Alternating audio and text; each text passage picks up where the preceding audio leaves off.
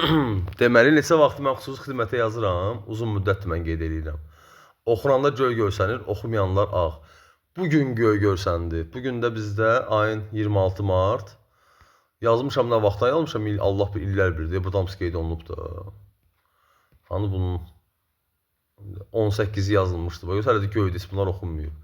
Deməli, bu Vahabi, altıda qeyd eləmişəm. Bilinmir Nazir cənab General Polkovnik Nağıyevdir, yoxsa Şeyx Damətdir. İndi bu şey eləyib mənə, bu şəxsi heyəti qarşısında alçalmış bu Vahabi özünü ağlı saydı ki, rəsmi WhatsApp nömrəsi müraciət zamanı etik normal riayət etməniz tövsiyə olunur. Gecə saat 1-in yarısıdır. Gecə saat 1-in yarısı hansı idarə, dövlət idarəsi ümumiyyətlə işləyir? 102-dən başqa, nə bilim, təzyiq tibbi yardımdan başqa. Bu Əbdülvahabdan əmələ gəlmə həyasız. Bu həyasızlıqdır da. Mən sabah saat indi 2-yə işləyib işə getməliyəm. Mənim əsəblərim pozulub. Mən işə gedə bilməyəcəm. Niyə? Hansısa bir Əbdülvahabın tapşırıqlarını yerinə yetirən dövlət xaini xüsusi xidmət orqanında oturub deyə. Məsələ nədən ibarətdir? Bu artıq qaynar xəttdə bu Vahabi, Altavər ərazisində yaşayan bu tərbiyəsiz qaynar xəttdə tapşırıq verib ki, mənim yazılarım oxunmasın. Ümumiyyətlə özü gəlib özü oxuyacaq. Rüşvət alıb axı. Mirqafar Seyidov kimlərin rüşvətini alıb, məni tuturmağın izini itirməyə çalışır. Bu tərbiyəsiz. Mən belə nə ad qoyum, mən buna nə kimi ifadə bildirə bilərəm ki, bu adam nə bilim, bir namusa qeyrətə gəlsin də bizim bu xüsusi xidmət orqanı əməkdaşı. Kənan Hacıyevin rüşvətini yeyən, hansı ki özü öz növbəsində Bəhətinin rüşvətini yeyib. Yəni hamıdan rüşvət yeyib də bu. Elnur adlı Çuydəxanın rəisindən rüşvətini yeyən. Saat 1-in yarısı bu tərbiyəsiz, bu əxlaqsız mənə güya cavab göndərir. Etikaya kənar çıxmayın. Bəs bu qədər şərəfsizlik, bu qədər ləyaqətsizlik, bu qədər alçaqlıq, bu qədər binamusluq, bu qədər biqeyrətlik, bunlar hansı etik normalara sığır? Bunu hansı etikaya yazaq? Yazılımlarım da buradadır. Bir daha qeyd edirəm ki, bilinmir. Dövlət idarəsinə müraciət etsin, yoxsa ilahət adlanan şeytan yuvasına. Mən həyatımda belə bir həyasızlıq görməmişdim. Mən həyatımda belə bir tərbiyəsizlik görməmişəm. Mən həyatımda belə bir qurum, nə bilim valla tanımıram. Çox adam pisləyə bilər, amma kim nə deyirsə desin. Allah bizim Eldar Mahmudovun canını sağ eləsin, uzun ömür versin. Eldar Mahmudovdan qorxurdular, çəkinirdilər də. Bu Vahabidən əmələ gəlmə heç də nə qorxur, nə çəkinir. Bilinmir bizdə xüsusi xidmət orqanında Vahabilər idarə edir o orqanı, bilinmir orqanı kim idarə edir. Bir dənə Əbdülvahabdan əmələ gəlmə, şizofren, islamofob, xüsusi xidmət orqanı alıb əlinə. Mən vəziyyəti belə qiymətləndirirəm. Və hələ də azadlıqdadır, onun qonşusu Fikrət azadlıqdadır.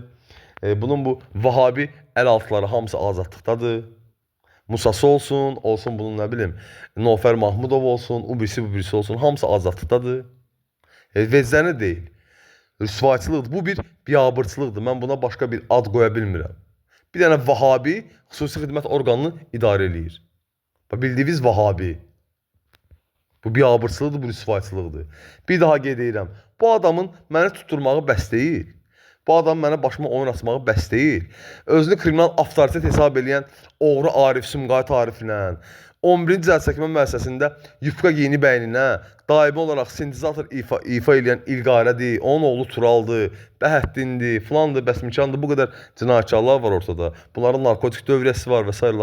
Bu adamın məni onlara görə tuturmağı bəs deyil. Hələ bir onlardan gedib rəzil rüsvay bir vəziyyət deyib, rüşvətdə yığıb. Hələ də bir qaynar xəttə tapşırıb ki, mənim verdiyim şahidlərə heç kim baxmasın,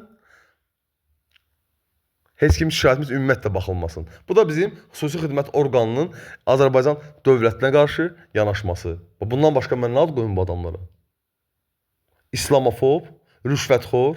Bu indiki baş vermiş hadisənin özü də çox böyük bir sübutdur ki, qardaş, təriqətdən əziyyət çəkənlər, islamofobiyadan əziyyət çəkənlərin heç bir hüquq mühafizə orqanında yeri yoxdur, ola da bilməz. Mən Əbülfət Rızayevə məktub göndərirəm. Keçən il, 2025-ci ildə. Hələ də məktubumu özlərinə ağıl Kənan Hacıyev və onun bandası özünə ağlı sayır. Mirqafar Seyidovun tapşırıqlarını yerinə yetirirlər. Öz rəisləri dura-dura. Budur həqiqət. Özlərinə səhifəni oxular, yəni atlar mən şey oxumayıblar hələ də. Susurlar. Hansı etikadan, estetikdən danışırlar. Saat 1-in yarısında kim ki hansı bir orqanın ümumiyyətlə ixtiyarı var vətəndaşını narahat eləsin. Yəni insanda bir abır, həya, nə bilim, namus, nə bilim, qeyrət, nə bilim, vicdan. Bunlar gözəl xüsusiyyətlərdir axı. Yoxdur, yoxdur. Bu Vahabilərdə belə xüsusiyyət yoxdur. Bu ancaq həyasızlıq nümayişdir və salam.